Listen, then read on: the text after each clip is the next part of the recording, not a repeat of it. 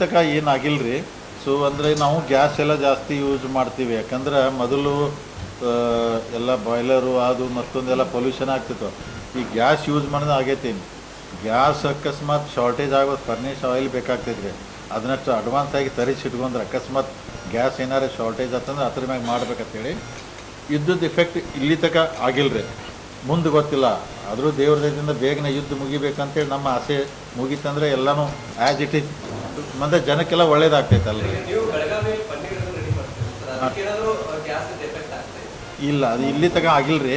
ಅದಕ್ಕೆ furnish oil ನಾವು extra ಮುಂಬೈದಿಂದ ತರ್ಸ್ಕೊಂಡ್ರಿ, ಏನಾರು ಬಂತಂದ್ರೆ ಅದನ್ನು ಯೂಸ್ ಮಾಡೋಣ ಅಂತೇಳಿ ಅದು ಮಾಡಿದ್ದೀವಿ ರೀ.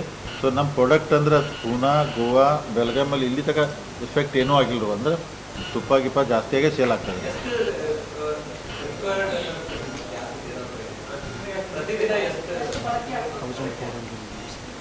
ಗ್ಯಾಸ್ ರೀ 1400 ಯೂನಿಟ್ ಗ್ಯಾಸ್ ಇದಾಗ್ತೈತೆ ಅದ್ರಿ. ಸೊ ಅದಕ್ಕೆ ಇನ್ನೂ ನಮಗೊಂದು ಎಷ್ಟು ದಿನ, 20 ದಿನ ಆಗ್ಬೋದು ನಿಮ್ಗೆ, ಏನು ತೊಂದರೆ ಇಲ್ಲ. ಇನ್ನೊಂದು 20 ಜನ ಏನು ತೊಂದರೆ ಇಲ್ಲ ರೀ. ಇನ್ನು ಟ್ರಂಪ್ ಮಹಾರಾಜ ಜಲ್ದಿ ಅಟ್ಟಿದ್ದು ಬಿಟ್ರೆ ಅದನ್ನು ರೋಡ್ ಖುಲ್ಲಾ ಮಾಡಿಬಿಟ್ರೆ ಯಾವ್ದು ಆಲ್ಮೋಸ್ಟ್ ಯಾವ್ದು ಅನುಕೂಲ ಆಗ್ತೈತೆ.